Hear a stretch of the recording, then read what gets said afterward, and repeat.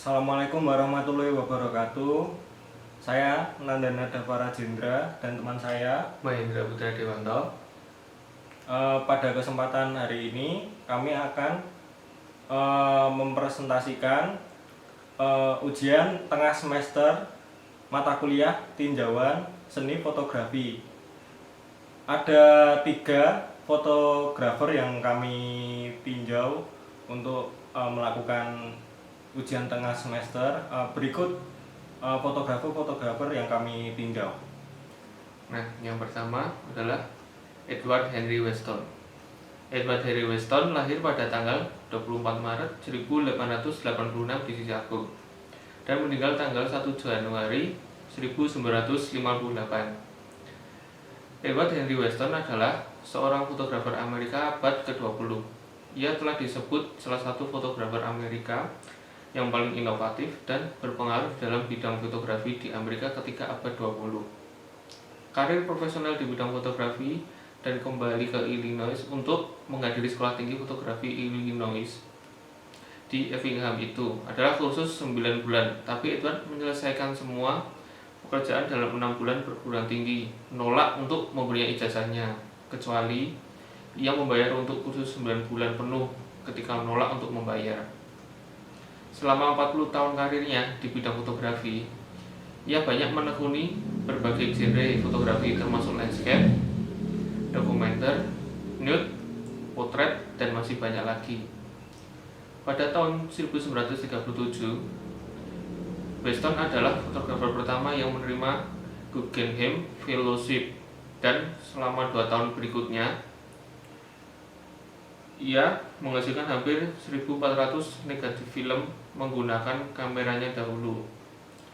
Beberapa fotonya yang paling terkenal diambil seperti dari pohon dan batu di Port Lobos, California, dekat tempat ia tinggal selama bertahun-tahun. Pada 1947, ia didiagnosis mengidap penyakit Parkinson, dan ia berhenti memotret setelah dia diagnosis penyakit itu. Ia menghabiskan 10 tahun sisa hidupnya mengawasi pencetakan lebih dari 1.000 gambarnya yang paling terkenal itu. Tinjauan karya pertama yang dihasilkan oleh Edward. Karya foto pertama ini salah satu karya foto milik Edward Weston yang dicetak ulang mencapai lebih dari 1.000 juta ulang gambarnya. Karya foto di atas, foto di samping berjudul Point Lobos. Teknik pencahayaan yang dilakukan oleh Weston menerapkan available light dan diafragma yang digunakan kemungkinan besar sehingga karya foto tersebut terlihat tajam dan bertekstur. Tinjauan karya kedua, foto di samping merupakan foto potret dari kekasih Edward Weston yang bernama Tina Modotti. Karya foto tersebut berjudul Tina Reciting yang diambil pada tahun 1924 di studio milik Weston yang pertama kali dia buka pada tahun 1923 saat pindah ke Meksiko. Selama di Meksiko, Edward Weston menekuni genre fotografi potret dan nude. Teknik pencahayaan yang dilakukan oleh Edward Weston dalam memotret kekasihnya ini menggunakan main light pada sudut 45 derajat di sebelah kiri Tina yang langsung mengenai area wajah Tina. Pose Tina pada foto tersebut yaitu posisi kepala menoleh ke arah kanan, sedikit menutup kedua mata dan mulut yang terlihat seperti ingin berbicara. Warna karya foto ini menggunakan hitam putih, menjadikan foto lebih dramatis dan mempertegas tekstur kulitnya. Dan selanjutnya akan dilanjutkan oleh Nandana Dava. Fotografer selanjutnya yaitu Bang Zul. Ahmad Zulkarnain adalah seorang fotografer profesional berusia 25 tahun dari Indonesia. Beliau lebih dikenal dengan panggilan Bang Zul. Meskipun lahir tanpa tangan dan kaki. Beliau lahir pada tahun 1992 di desa Benelanlor, Banyuwangi, Jawa Timur, Indonesia. Di tempat ini beliau besar dan masih ditempati hingga sekarang. Beliau pernah bekerja di sebuah warung internet yang menawarkan jasa foto. Kadang-kadang saat teman beliau yaitu pemilik warnet tidak berada di tempat, beliau bantu mengambil pas foto untuk para pelanggan. Di saat yang sama, beliau belajar cara mengoperasikan kamera DSLR secara umum.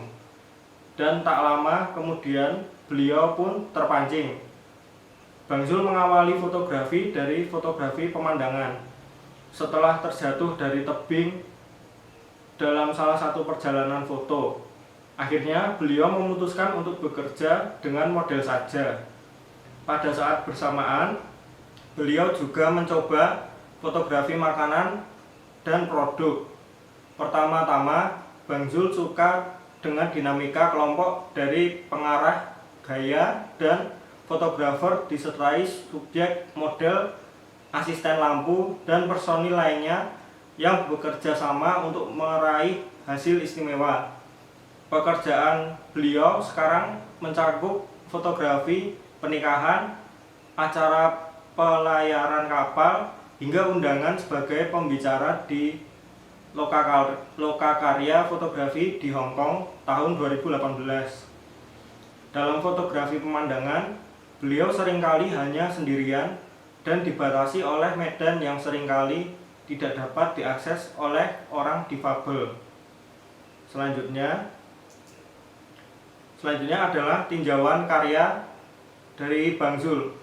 Karya foto pertama adalah karya Bang Zul yang memvisualkan tentang keadaan yang sedang dialami saat ini, yaitu pandemi COVID-19. Karya di samping memperlihatkan seorang anak kecil berseragam sekolah dasar yang ingin diungkapkan Bang Zul bahwa anak kecil tersebut sudah tidak bisa menahan rindunya melakukan kegiatan belajar di sekolah, bertatap muka dengan para guru, dan bermain bersama teman-temannya. Pandemi saat ini, seluruh kegiatan belajar di sekolah menjadi belajar online dari rumah melalui virtual Zoom. Dari karya foto tersebut, terlihat penggabungan dua visual menjadi satu karya foto seperti gedung sekolah dan di atasnya menggambarkan virus COVID-19 yang sedang menguasai seluruh area sekolah.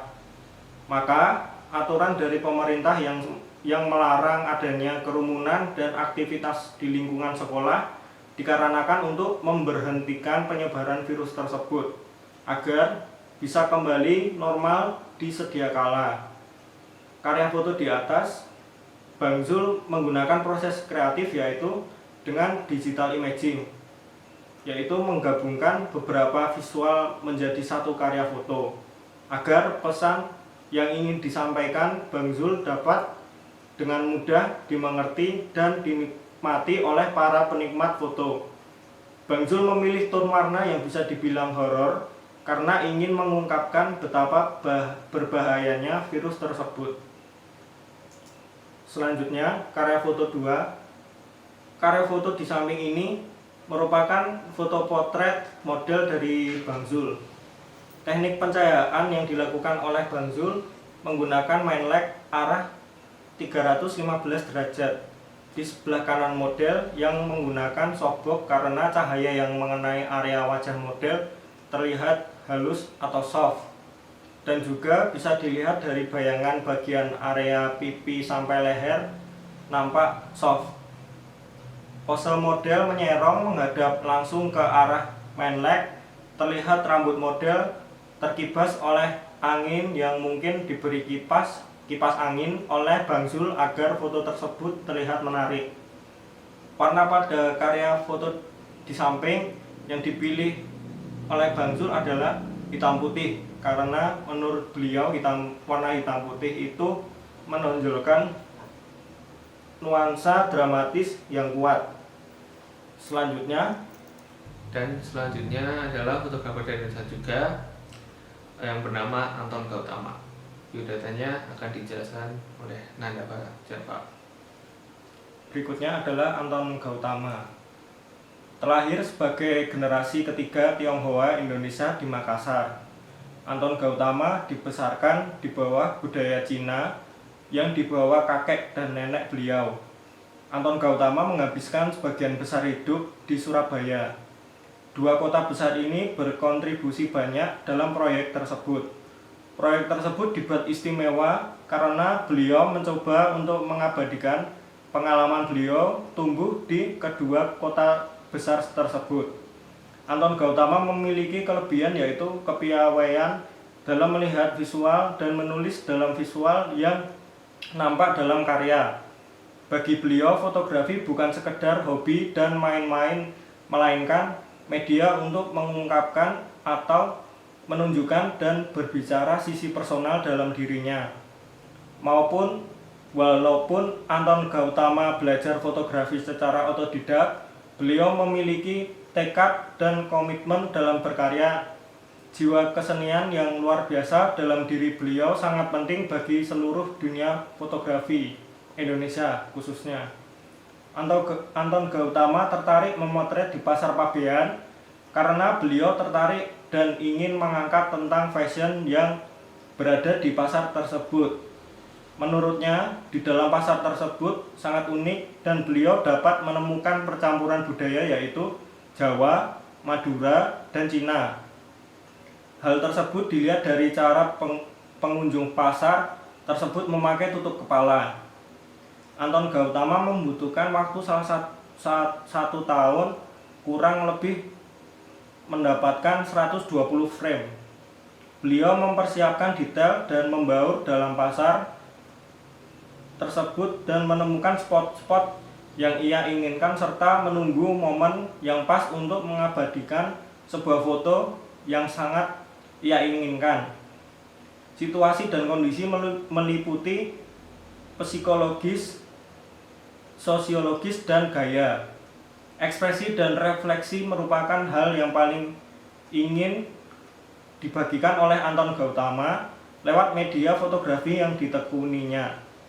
Media fotografi menjadi sarana untuk mencurahkan ide dan gagasannya melalui karya-karya ini dapat menjadi sebuah cerita dan harapan bagaimana setiap individu mempunyai sebuah kisah, kenangan, dan yang berawal dari rumah. Menurut beliau, apa yang dipotret hari ini adalah foto yang akan berguna dalam masa depan.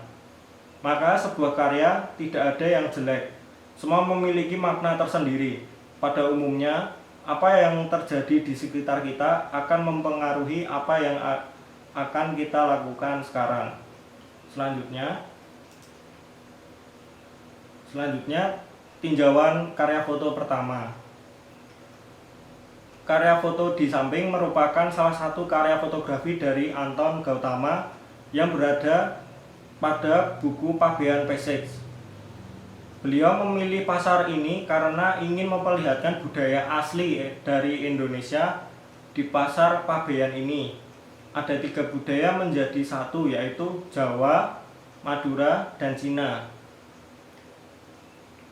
Pabean ini dibuat dalam karya foto yang beliau tunggu momen yang tepat karena beliau sangat senang pada momen itu karena adanya wanita tua berkebaya yang pas di tengah-tengah atau point of interest. Komposisi warna karya foto yang terlihat warna-warni memberi kesan menarik dan memperkuat nuansa pada karya foto tersebut. Selanjutnya, karya foto 2. Karya foto di samping merupakan salah satu karya fotografi dari Anton Gautama yang berada pada buku Pabean Passage. Dalam karya foto di samping terlihat ibu-ibu bertudung kepala sedang duduk. Foto di samping adalah potret buruh pengupas bawang. Kehidupan buruh pengupas bawang cukup keras. Mereka mengupas bawang, salah satu karung hanya diupah Rp5.000. Terlihat dari sorot matanya yang tajam karena situasi sehari-hari mereka mengupas bawang yang kadang pedih jika terkena mata. Ibu-ibu tersebut terlihat asli orang Madura karena ciri khasnya yang memakai tudung kepala dan kain sarung batik. Komposisi warna terlihat warna-warni sehingga foto tersebut terlihat lebih menarik. Selanjutnya, terima kasih. Sekian presentasi dari kami, kurang lebihnya mohon maaf. Wabillahi taufiq wal hidayah. Wassalamualaikum warahmatullahi wabarakatuh.